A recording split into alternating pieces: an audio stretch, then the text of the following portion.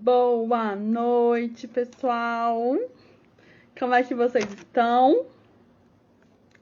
Hoje a gente vai conversar com um super convidado, que é o Max Maciel, que eu conheci através do Instagram da minha prima, que faz comidas veganas, do Cerrado Veg. E assim, foi uma descoberta e tanto, assim, ele é uma pessoa incrível, vocês vão ver como assim, ele é uma pessoa que tem um discurso muito bom, que sabe do que tá falando, que sabe o que quer. E é esse tipo de pessoa que a gente quer aqui com a gente, né? Semana passada a gente falou um pouco sobre parcerias, e essa é mais uma parceria que reflete bastante isso, assim, né? De como construir junto, estar junto, é essencial para o nosso desenvolvimento como pessoas, para o nosso desenvolvimento social, para o nosso desenvolvimento político. E hoje a gente vai estar falando sobre um pouco de tudo isso. Vamos ver se ele entra aqui. Max, cadê você?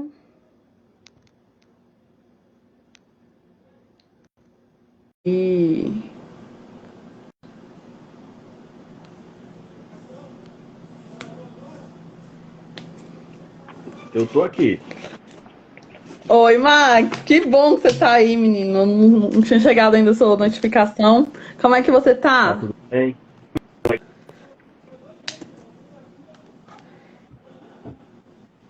Travou um pouquinho. Voltou. Como é que tá a sua semana?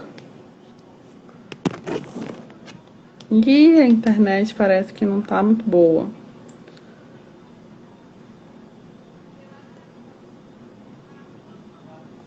Max saiu. Vou chamar ele de novo.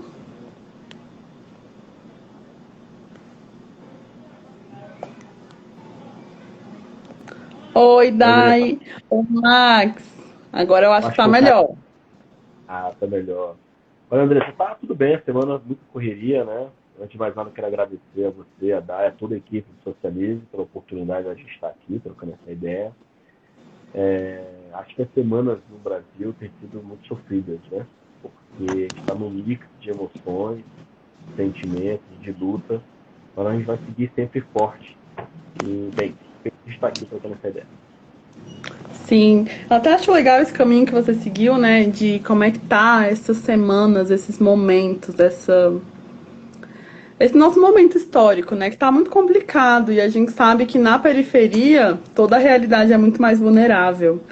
E quando a gente passa por períodos como esse, né? Que tem tantos sofrimentos, tantas incertezas, tanta ansiedade, com privação de relações sociais ou de vulnerabilidades, né? Quando a gente é obrigado a estar num lugar, muitas vezes, que nos adoece, que nos faz mal, em que tem muita violência, e não tem a possibilidade de sair de forma livre, esse adoecimento vem de uma forma muito mais impactante.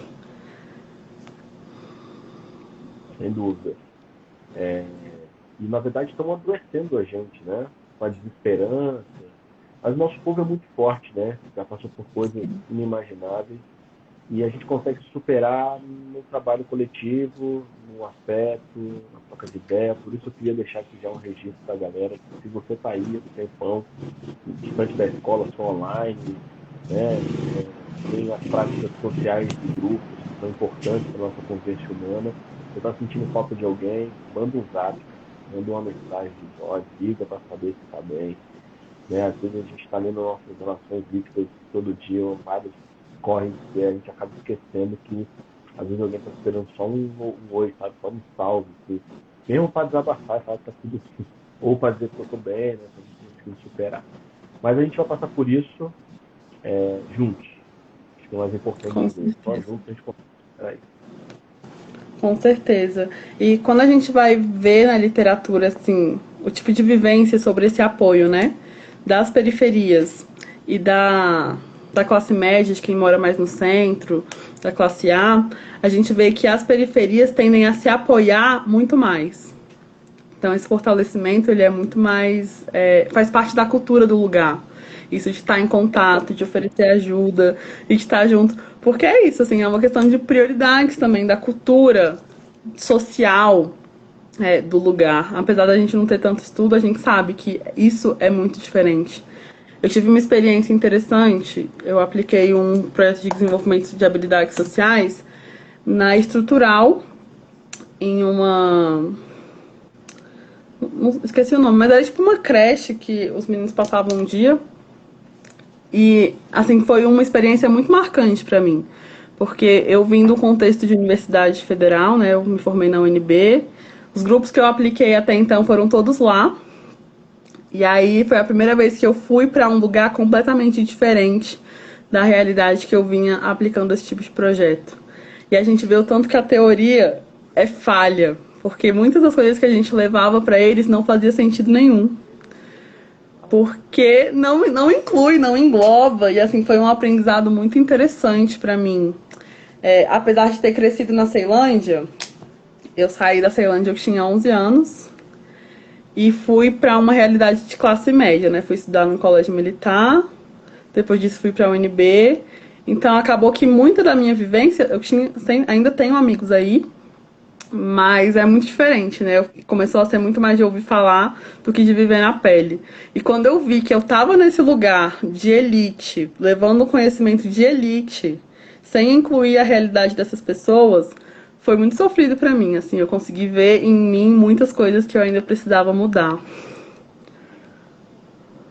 Mas não é só na academia, não, é em tudo, no diálogo, no discurso. É porque, André, isso principalmente no Distrito Federal. As nossas cidades, periferia e o chamado centro, os chamados bairros de classe média, são muito distantes e eles não têm confluência do ponto físico nem do ponto de vista visual, entende? As pessoas não se interagem, a não ser na relação ao trabalho.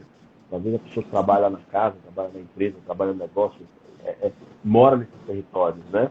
Mas fora isso, você não tem uma prática que comunga a cidade, que faça ela circular e interagir. E quase sempre essas visões elitistas sobre como tentar resolver um problema no território passa por soluções, às vezes, baseadas na experiência e no contexto da pessoa, que às vezes tem casa própria, não tem problema de renda, né? Tem a chamada família azeitada, porque esse conceito de família também é muito complexo, a gente precisa debater ele mais profundamente. E às vezes ele coloca a sua experiência, a sua prática, a sua condição em detrimento à realidade do outro, dizendo, mas você consegue fizer isso aqui. Mas não percebe que existem muitos problemas. Eu canso de ouvir isso, né? As pessoas falam assim, mas a periferia, tem uma galera da periferia que não fica de mimimi e corre atrás. Falo, cara, isso aí é o que está superando. Porque às vezes a situação é tão assim, da ordem do dia, é tão sofrimento do momento, que não dá para você fazer planejamento a longo prazo. Não dá para você arriscar muita coisa. Né? As relações são complexas. Você está falando de ajuda mútua. Por que historicamente a gente se ajuda muito? As nossas mães, se não tiver umas das outras para cuidar dos filhos, não tem creche no bairro para olhar. Agora até que está tendo. Mas a gente olha há 10 anos atrás, há 12 anos atrás, não tinha. O Brasil só tinha uma creche pública em 2010. Passou a ter mais de 50 depois de 2010. Ou seja, desde 1960 até 2010, a gente só tinha uma creche pública, as demais eram conveniadas ou eram mães crecheiras. Então, essa realidade, ela é permanente, né? Então, a gente só tem a nós essa história aqui, porque a gente tem a rua, né? A rua é o espaço mais democrático para nós. É na rua que a gente dialoga, brinca, tem a brincadeira simples, supera desafios. Por isso que a gente tem que sempre entender que é um espaço também de socializar, um espaço também de aprendizado que precisa ser mediado. Sim, é muito interessante essa sua perspectiva. Eu nunca tinha pensado dessa forma. Também nunca tinha acessado esse dado sobre as creches, assim. É interessante como tudo isso, todas essas questões sociais, todas essas questões políticas permeiam as nossas relações. Permeiam especialmente as relações da periferia. E que, assim, essa cultura do contar com o outro, do estar com o outro, do apoiar o outro, ela permanece. As políticas públicas têm chegado, claro que em alguns lugares mais que em outros, mas ela permanece. E ela faz muita diferença em como essas pessoas desenvolvem as próprias habilidades sociais. Porque a gente não nasce pronto, a gente não nasce sabendo interagir. apesar de ter essa crença muito forte, a gente nasce não sabendo nada. A gente aprende tudo na relação com o outro. Quando a gente tem exemplos de qualidade, né, que tem relações saudáveis, que sabem se relacionar de uma forma habilidosa, a gente também vai ter comportamentos assim. E quando a gente se expõe a exemplos de pessoas que são mais agressivas, que têm relações mais turbulentas, mais difíceis, a gente também tende a ter comportamentos similares. E a gente sabe que numa realidade de periferia, como você bem falou, muitas vezes as mães não são as pessoas que mais capacitam os filhos nessas questões por uma questão de tempo. Trabalha 9 horas por dia, pega 2 horas de ônibus, chega em casa muitas vezes os filhos já estão dormindo.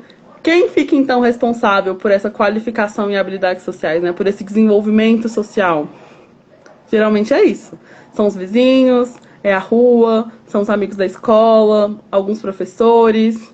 E não ter esse controle, não ter essa consciência, às vezes não ter nem essa visão, porque não tem tempo nem de interagir bem com os próprios filhos, acaba deixando algumas brechas, né, do desenvolvimento. De pessoas que têm dificuldade de falar não, ou de pessoas que têm questões de agressividade muito fortes. E claro que isso não é só na realidade da periferia, isso se mostra em todos os lugares. Mas assim, cada lugar é por fatores diferentes e cada lugar com um olhar diferente, né? Porque quando a gente vai falar da realidade de classe média, também tem uma coisa similar. Mas às vezes é muito mais por negligência do que por um não poder, por um não estar junto. Na verdade, é pelo modelo capitalista que nós temos adotado, sabe? De passar mais tempo dentro de um transporte público, porque eu moro longe do meu trabalho, do que com meu filho. Você falou 2 horas, mas 2 horas para ir e 2 para voltar. Você pega quem está morando em Ocidental, Valparaíso, Lusiânia, são pessoas que já moraram no Distrito Federal, que não conseguiram pagar o aluguel aqui porque ficou caro, ou não conseguiram adquirir sua casa, migraram para as outras cidades em busca de garantir isso, ser minimamente ajustado ao seu orçamento, né? E faz esse pêndulo que dificulta todo o processo de relação, né? Então, nós precisamos encarar uma outra sociedade que permita e reconheça, né, os mais velhos, por exemplo. A gente falou aí da rua, dos amigos, né, da mãe, mas a gente tem deixado de lado, por exemplo, no conhecimento do saber, os processos dos nossos mestres e mestres, dos nossos griots, do bairro, né? Aqueles que podem, nesse momento, estar aposentados com mais tempo, vai contar suas histórias, suas vivências. Isso é aprendizado. Isso é ancestralidade. Grandes civilizações faziam isso como um processo ancestral, né? de importante para um processo cultural, inclusive de identidade, de reconhecimento. A gente fica se projetando em coisas que não tem nada a ver com a nossa realidade, se projetando em produtos e objetos materiais que também não têm ressonância com o nosso poder aquisitivo, que projetam frustrações o tempo todo, com a tecnologia hoje, que tem aproximado do ponto de vista midiático e de informação muito, mas que tem transformado tudo de forma muito líquida, muito, sabe, tem muito nexo, tem gerado muita ansiedade na gurizada, porque é o tempo todo uma vontade de se expor, uma vontade de ser bem, uma vontade de estar ali, uma vontade de crescer muito grande, e que a nossa sociedade não está sabendo lidar muito com isso, né? Por isso que aqui em casa tem algumas coisas, né? Então, criança na rua aqui é quase regra, vai pra rua mesmo. Brincar na rua, deixar no celular o tempo todo, daqui a pouco vai achar que os amiguinhos são só essa telinha quadradinha e não é. Tem outras ações afetivas importantes que dá para interagir. Sim, mas uma das coisas que eu acho importante é como as redes sociais têm o potencial de mostrar realidades.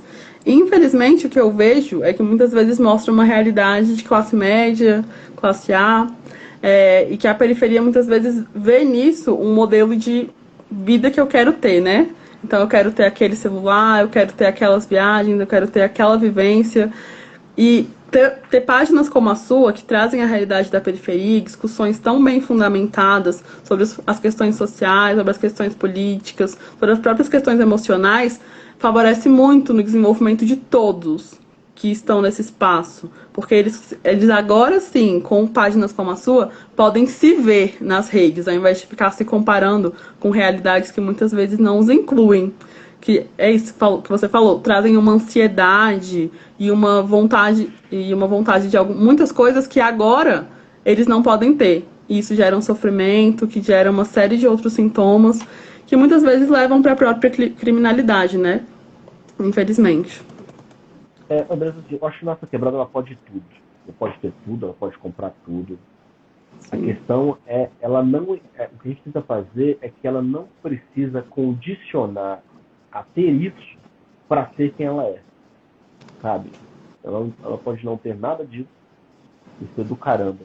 A questão é quanto que nós estamos dando de atenção para aquele jovem ou qualquer outro jovem, qualquer território que seja, para a prática que ele está desenvolvendo. Às vezes a gente está dando atenção também para esse modelo, né, de status quo, como se uma galera pudesse, a outra não pudesse, ou todo mundo pode. Agora, você não precisa necessariamente ser ou ter aquilo para você desenvolver enquanto cidadão, para você se desenvolver enquanto agente de transformação local, para ser chamado de bem-sucedido, né, obviamente que as pessoas têm desejos, né, tá aí. Então, eu acho que tem que ser para todo mundo. Agora, para ser para todo mundo, não precisa ter um arcabouço, um hiato, uma coisa de não relacionada só a esse desejo de ter alguma coisa. Relacionada a ter uma vulnerabilidade social tremenda.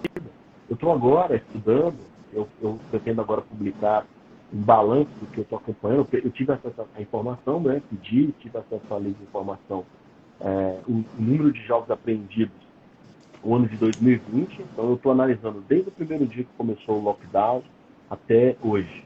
Ou seja, e eu estou vendo curvas, né? Então, eu vou ter uma visão que nós já temos dado. Teve aí um período onde teve essa drástica de jogos apreendidos, né? O porte, o tráfico chamado crime análogo ao tráfico de drogas, na tráfico de drogas, 50 gramas, 10 gramas, tráfico de drogas, e roubo furto, que é uma maior incidência que os jovens são apreendidos no Distrito Federal.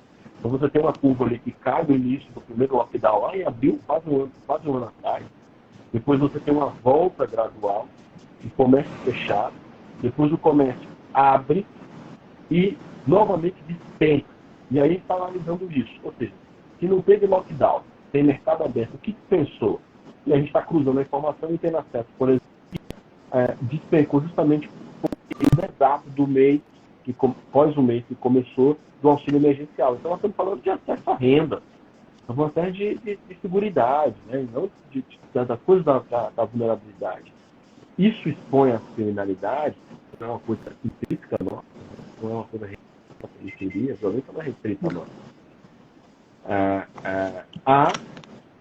Toda essa condição social imposta de vulnerabilidade social, desigualdade de renda, precariedade do território, né? Isso tudo contribui. Esse processo contribui e potencializa mais, né? Criança fora da escola, porque muitos territórios não escola tem.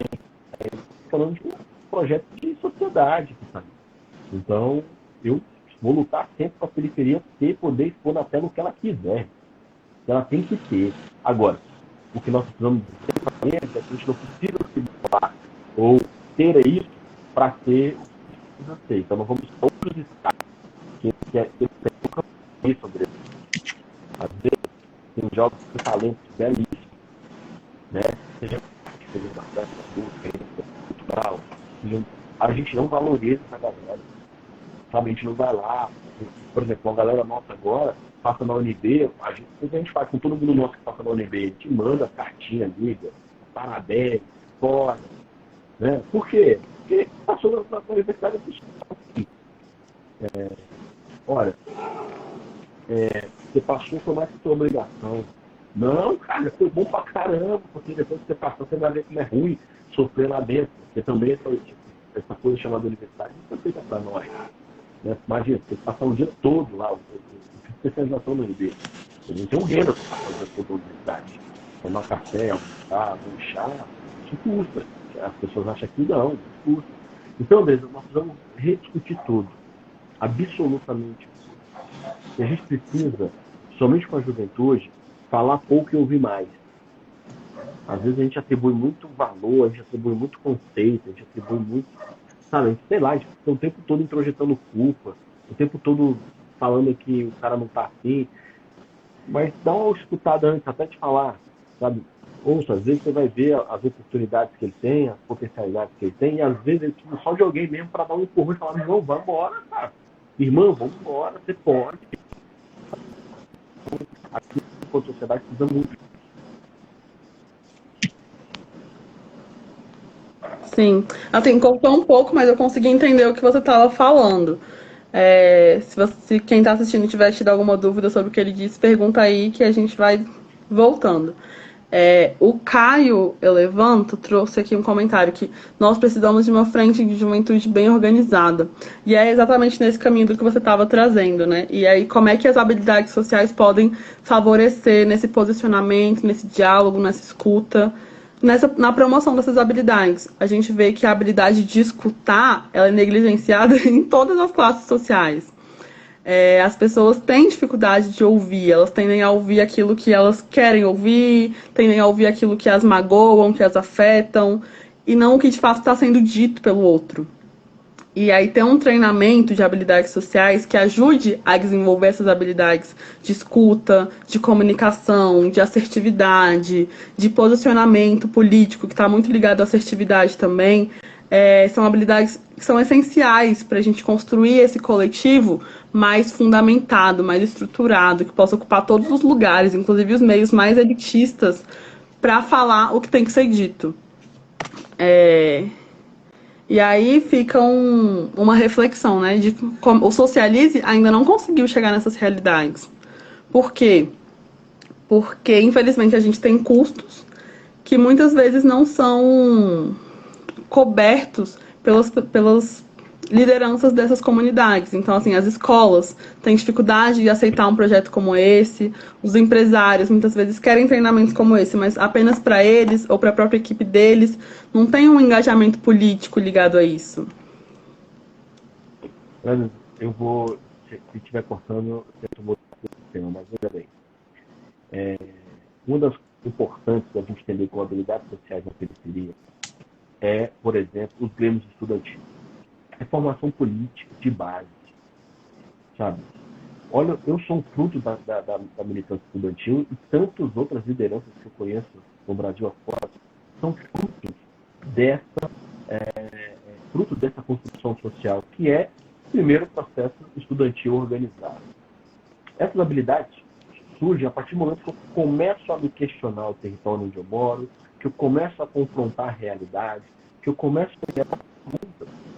Às vezes, quando eu falo aqui, né, que é que eu ouvi mais, falar menos, não quer dizer que eu tenho que ficar calado. Eu tenho que fazer perguntas provocadoras o tempo todo, fazer a pessoa ficar ali passando um tempo, compreendendo se realmente a escola dele é para ser assim, será que realmente não é falta de dinheiro, será que a gente merece, né? Por que tudo para nós é chamado de ruim? Então, a gente precisa começar a entender por que às vezes as escolas não têm interesse. Porque a partir do momento que eu questiono ou provoco questionamento sobre a minha realidade, ou onde eu estou, eu quero provocar mudança. E provocar mudança fere interesse. E fere interesses hegemônicos. E quem está no processo hegemônico de poder, não quer os interesses provocados. Por isso que a importância da política, da participação do território, do engajamento, ele é fundamental para o processo de controle social, para o processo de sociedade no território. Né? Então, as cooperativas de mães, cooperativas dos trabalhadores e trabalhadoras, os movimentos estudantis, essa galera que dá base para o processo de rediscussão social local. Né? Ou seja, nós não tivemos asfalto aqui porque alguém falou assim, está na hora de asfaltar ali, que é legal. Não, todo dia luta, abaixo-assinado, briga. Né? Você tem ainda, eu estou falando aqui de um processo de território, mas se a gente pega, como você falou, a questão dos jovens da escola, a própria cidade. Você falou da estrutural. A gente está lá em estrutural também, já trabalhou muitos anos na estrutural. Olha quantos equipamentos esportivos você encontra na estrutural que foram pensados com os próprios jovens. Chega alguém lá e coloca porque disse que tinha que ter, mas ninguém debateu. Às vezes nós temos uma cultura do futebol muito forte no Brasil. Mas, por exemplo, no Riacho Fundo 2, quando a gente fez um trabalho, tinha um grupo de parkour. O primeiro pico de parkour do Distrito Federal é no Riacho Fundo 2. E o Riacho Fundo 2 o pico de parkour foi criado por eles, porque os caras preferiram colocar uma quadra, um retângulozão com a faixa, do que fazer um pico de parkour para os meninos. Então, ou seja, nós precisamos rediscutir isso, e essas habilidades passam por esse processo permanente de sociedade, de perguntar, de questionar. Como nem sempre querem interesse, aí muitos realmente não são muito afins que as habilidades sociais elas se desenvolvam em grande escala. Sim, mas aí entra as motivações individuais, né? Se eu quero fazer mudança, eu tenho que me capacitar para isso. E aí as habilidades sociais têm um impacto tanto social, político, quanto também no mercado de trabalho. A gente sabe que a gente tem hoje as habilidades do futuro, né? A Dai que sabe melhor os nomezinhos que as startups têm usado. E uma das principais habilidades são essas de relacionamento. Quando você tem no seu currículo que você tem esse tipo de capacitação, você acaba abrindo muitas portas no mercado de trabalho, consegue salários melhores, tudo isso porque muitas empresas têm tido esse olhar, né, de eu quero profissionais que saibam se comunicar, eu quero profissionais que saibam ouvir instruções e consigam segui-las de forma assertiva, né? E como a gente acabou de falar, a habilidade de ouvir é uma habilidade ainda que são muito delicadas para todos nós. A Day tá falando que são as soft skills, que são essas habilidades de comportamento que têm sido requisitadas. Não é só delicado, não. Nós estamos atrasados nesse processo.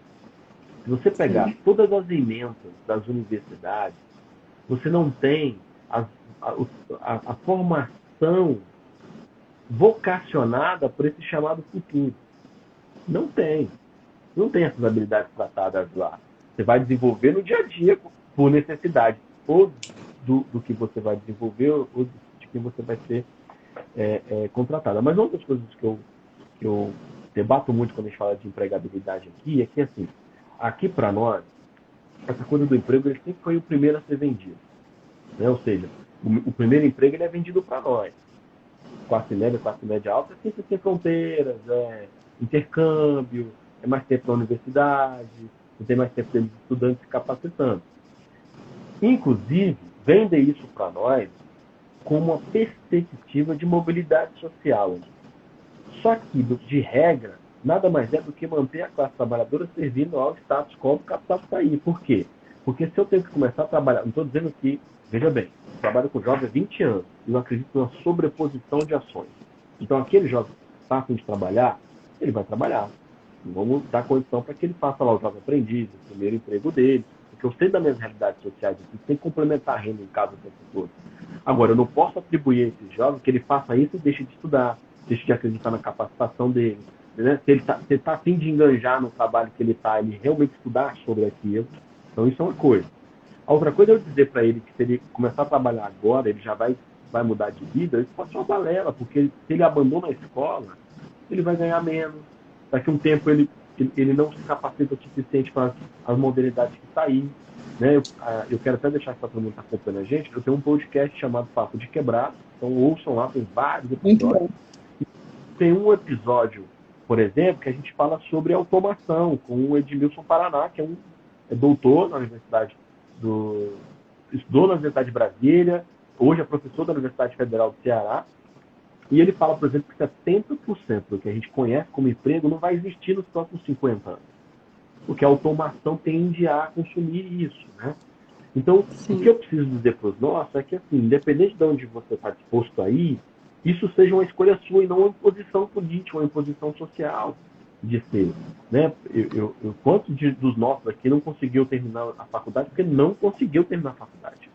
Você tem que bancar as contas, não teve condição para se capacitar. E aí, para passar a bola para ti, eu vou dar um dado do Distrito Federal, para quem não conhece o Distrito Federal, que é de fora, aqui. Porque até quem é do DF não sabe, Brasília tem uma cidade chamada Cidade Digital. Tudo em Brasília aqui é cidade, desde que o Costa definir território, né, eles criaram a cidade para tudo.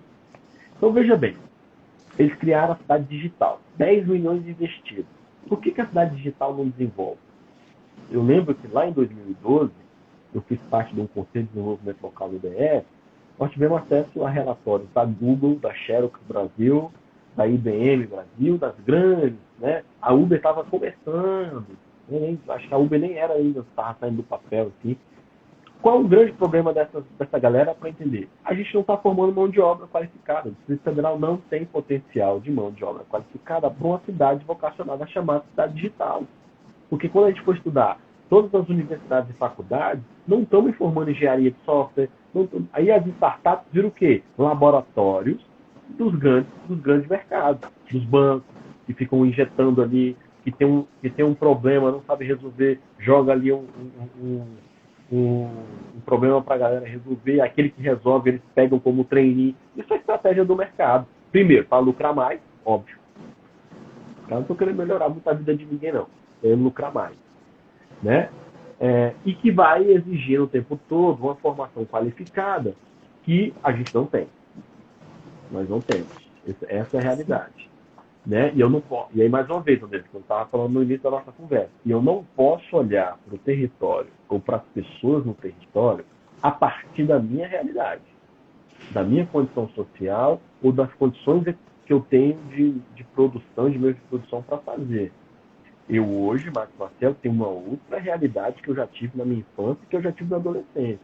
Então, eu não posso falar para um jovem que ele possa ser ou superar como a gente superou, fazendo o que eu fiz, porque são vivências diferentes com realidades diferentes.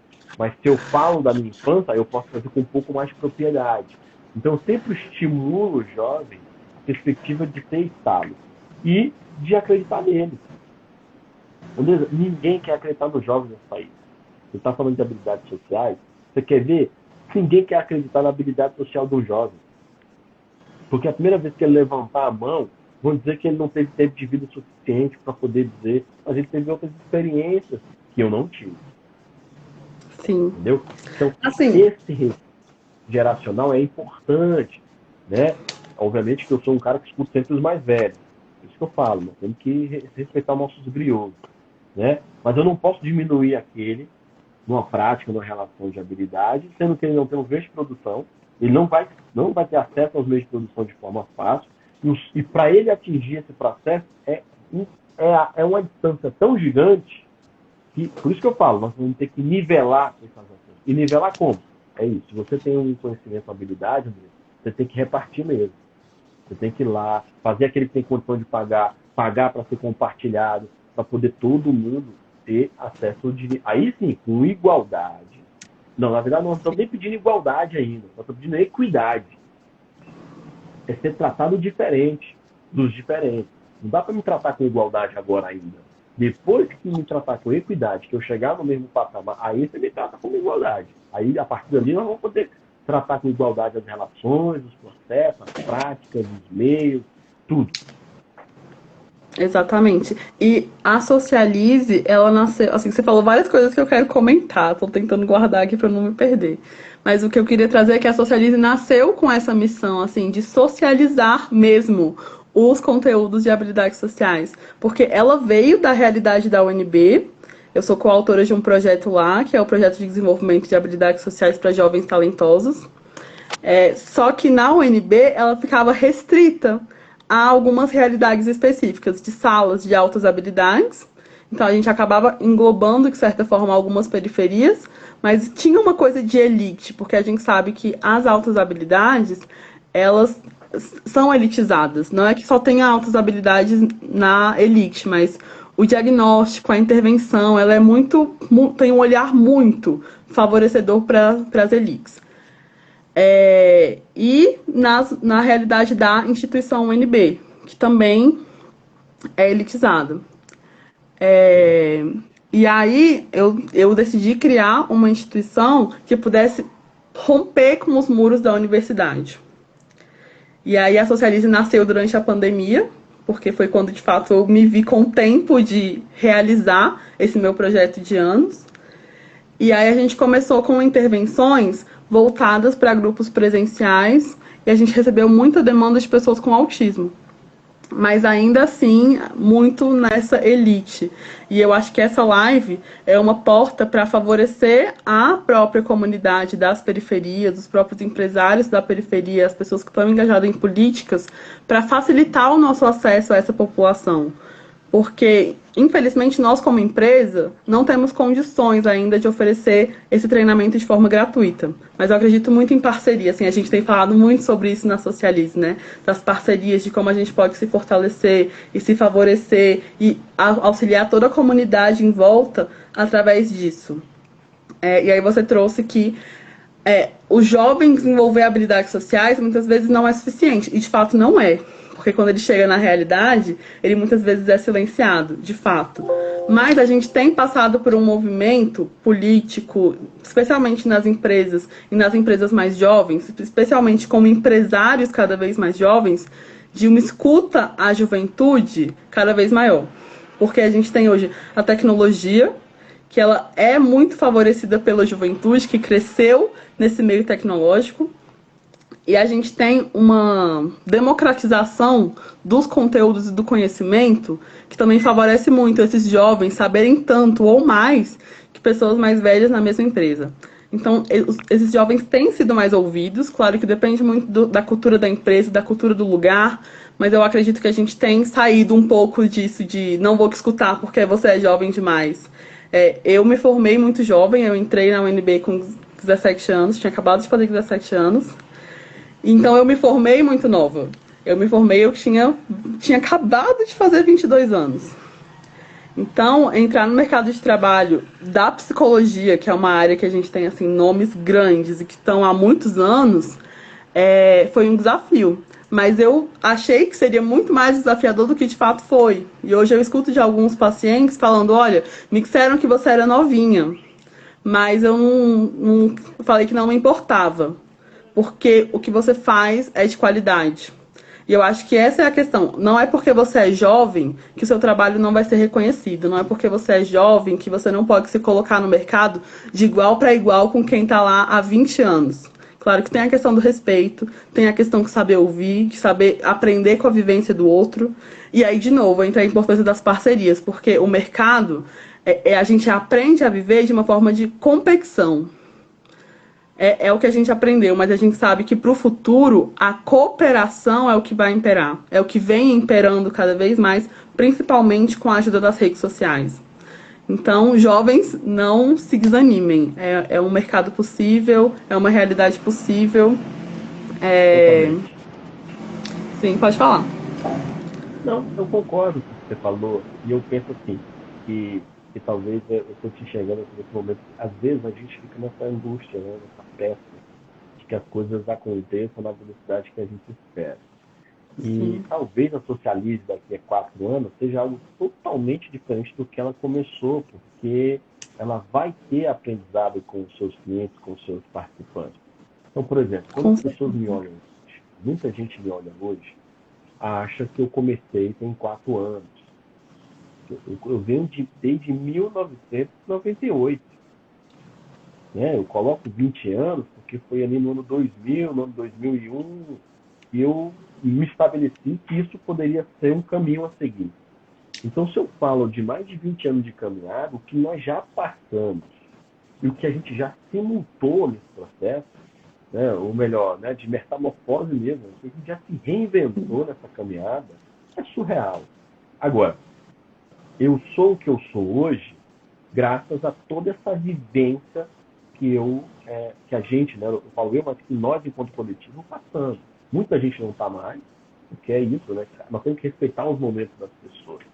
Mas, acima de tudo, o que eu digo nesse processo de habilidades é isso. Se você tem, apesar de todo o desafio, tempo e condição de investir tempo para o teste e para o erro, você consegue se profissionalizar e os seus riscos começar a engajar. Por exemplo, a gente está falando aqui das startups.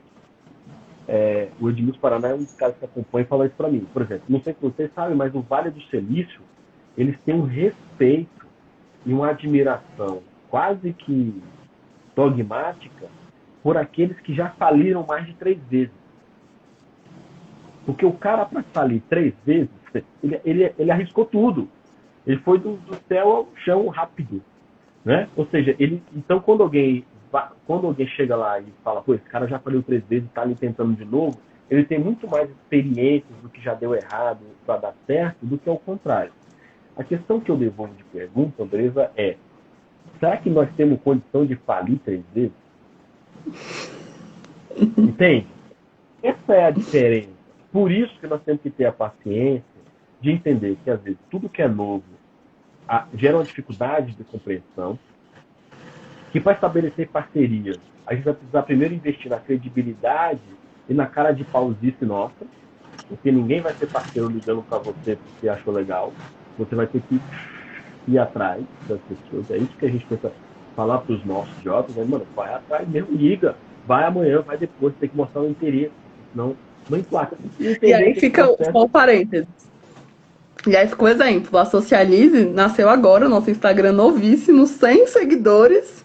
E a gente conseguiu, indo atrás, através da minha prima, né, a Bárbara, ter uma parceria para essa live aqui com você que tem 16 mil. E assim, obrigada, né, pela abertura, pela possibilidade. Mas assim, às vezes é isso mesmo. Porque foi até engraçado. Vou contar a historinha aqui brevemente. Eu ouvi o podcast. Eu já tinha ouvido falar de você, eu já tinha até olhado o seu Instagram, mas sabe quando você não liga o nome à pessoa? E aí eu ouvi seu podcast e falei, cara, esse cara fala muito bem, eu acho que pode ser muito bom pra gente fazer uma live com ele.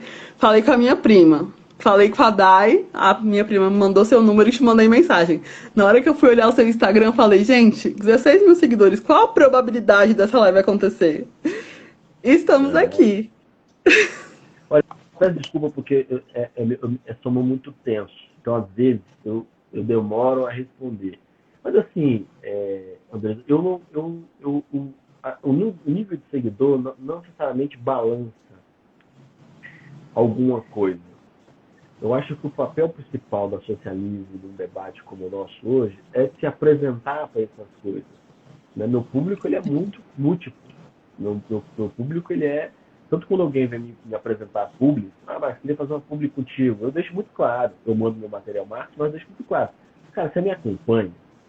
Né? Porque não dá para falar de um produto depois você questionar do que eu estou falando. Eu vou falar abertamente sobre drogas, eu vou falar abertamente sobre violência policial, eu vou falar abertamente sobre problema de Estado, de sociedade política, vou falar de cultura. Então, assim, eu sou um cara que comeou, né? Não brotou 16 mil pessoas, na verdade são 18 mil. Não brotou da noite para o dia. É um processo de construção. Por isso que eu acho que com vocês, esse processo de construção de vocês está se dando. Né? Vocês vão entender o nível e vão entender, inclusive, com muita tranquilidade, o público que vocês estão destinando. Olha, eu tenho projetos de públicos diferentes. A maioria deles são para as periferias. Mas eu tenho produtos para público que não está aqui. Eu tenho que diversificar, porque esse público é que banca o meu trampo na quebrada. Entende? Eu não consigo bancar ele só aqui.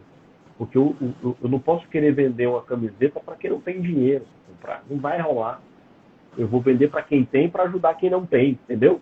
Essa ponta que nós vamos influenciar. Então, assim, eu vejo que nós temos muita potencialidade no território, muitas habilidades no nosso território. O que falta são espaços que possibilitem essa construção. Então, por exemplo, eu falei para você que eu comecei minha militância no movimento estudantil.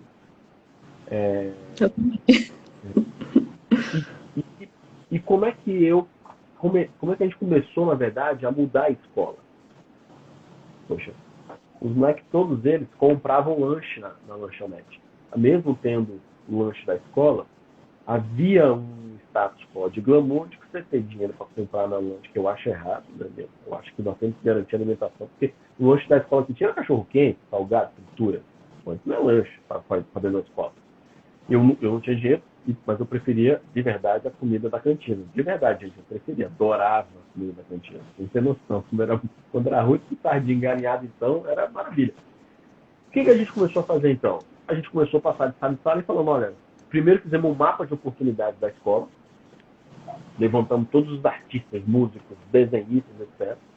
E começamos a definir esses jovens numa escala durante o mês, para eles se apresentarem. Então, uma vez por mês, o professor reduzia as horas aula e dava uma sexta-feira, 2 horários livres no auditório para a gente fazer esse festival de talentos da própria escola. E a gente cobrava, na época, R$ 1 para entrar. Naquela época, R$ 1 era... E como quem não queria ir assistir a aula, entende? Essa era a sacada, não era liberado, não. Todo mundo, para não ir para casa, ou para não querer ter aula, bancava R$ 1 para assistir os seus amigos cantando. Então, ali a gente arrecadava com o Grêmio Estudantil dinheiro para poder montar a escola, a rádio escola, montar... Então, enfim, existem saídas a partir do momento que a gente olha onde a gente quer chegar. Então, às vezes, a sociedade vai precisar se estabilizar primeiro com quem tem condição de arcar, para depois ir expandindo esse processo para quem não tem, para chegar com mais tranquilidade. Aí é uma caminhada que vocês vão ter que fazer, sabe? Eu digo para os jovens que enquanto jovens nós investimos artisticamente e não virou na música, mas depois virou produtores musicais, sabe? Ou se engajou em outros aspectos de tecnologia. Quantos jovens que entrou no audiovisual, entrou na fotografia, mas quando o audiovisual se reconheceu e está com a sua produtora hoje. Né? E eu tenho muito orgulho de rodar o Distrito Federal inteiro. E grande parte da rede da cadeia produtiva da cultura do Distrito Federal tem alguém que foi formado por nós. Seja na cenografia, seja na técnica, seja no audiovisual, seja na fotografia, no teatro. Enfim, tem uma vasta gama da rede da economia da cultura, onde tem ali uma pessoa que foi formada por nós. Acho que esse é um pontapé importante de acreditar nas pessoas. Agora, nós não somos Estado, não queremos substituir o Estado. Eu acredito que se toda a escola tivesse o que nós temos no Jovem de Expressão, certamente a gente tinha uma potência. Se cada escola tivesse um estúdio público de música, uma sala de dança, um ambiente para um espaço de troca como a Socialize, por exemplo, você teria jovens vocacionados a se encontrar. Né? Porque o que eu enxergo da Socialize? É, inclusive, uma possibilidade da pessoa se encontrar de fato no que ela deseja fazer ou pensa em investir tempo para fazer. Então, é isso. Olha, eu queria dizer aqui que tem alguns comentários, mandar um salve para a galera que está mandando salve. Não estou conseguindo ler todas as perguntas, mas eu vi o da Clarissa aqui sobre taxação de grandes fortunas. Eu topo, já li várias coisas sobre isso. Acho que, inclusive, o Brasil está atrasado, mas dizer, claro, que grandes fortunas aqui, irmão, não é você que está ganhando 3 pontos, não, tá? Porque tem gente que ganha 3 mil, 4 mil, 5 mil, acha que é grande fortuna. Estou falando de bilionário. Gente que tem iate, helicóptero, essa turma.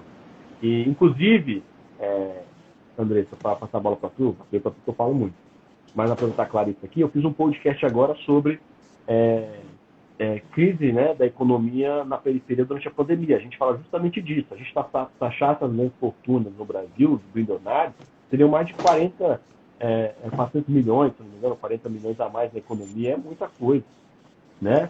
Dá para fazer. É isso. Sim. Tem outros comentários também. Um comentário é o da Dai, que está falando do nosso trabalho, né, que é relacionado ao desenvolvimento de ferramentas para justamente viver esse presente/futuro que é colaborativo. Porque sem habilidades sociais é muito difícil trabalhar em equipe, quase impossível. Então, assim, esse trabalho também vem com essa visão de auxiliar nessas questões. Auxiliar os empreendedores. A gente sabe que muita gente que está empreendendo perde venda por não saber interagir com o cliente. O cliente vai comprar e foge. Porque às vezes não tem uma receptividade adequada, não tem respostas claras. E tudo isso é potência para os empreendedores e para quem quer criar uma nova realidade colaborativa. E o Alan está falando que a única certeza é que a união sempre faz a força, é quando a força jovem é a inovação na certa. Cajazeiras, e tamo junto, Max, sou um dos nossos. Você já segue a gente há muitos anos. Satisfação, meu irmão. Grande abraço pra você. Sim. E aí é isso, né? Assim, as habilidades sociais, de fato, a gente tem um longo caminho, né? A Socialize tem um longo caminho ainda para conseguir democratizar esse conhecimento. Claro que a gente faz de tudo para trazer no nosso Instagram cada vez mais conteúdo para que as pessoas tenham mais consciência, tenham mais conhecimento dessa área e de questões do próprio comportamento. Mas claro que a gente não consegue levar tudo pelo Instagram. A gente também tenta fazer as lives, Mas, assim, muita É isso. coisa tem que ser vivenciada mesmo, tem que ser na prática, tem que estar ali nos grupos, nas intervenções, no treinamento. É, E aí tem, sim, a questão individual, mas a gente está na luta para conseguir democratizar tudo isso de uma forma mais eficiente. Vai dar certo, vai dar certo. Mandar um abraço pro Fabrício, aqui também, meu parceiro lá da Sul, valeu demais. E dizer pra Clarita aqui, só depois de ir no meu Instagram, lá no direct, que eu vou lhe responder uma hora, com certeza eu vou lhe responder. André, exatamente o que você falou, assim, eu penso que é isso. Acho que é fundamental. Você falou da questão de venda. O tempo de resposta para um produto é decisivo para se eu vou fechar com você ou não.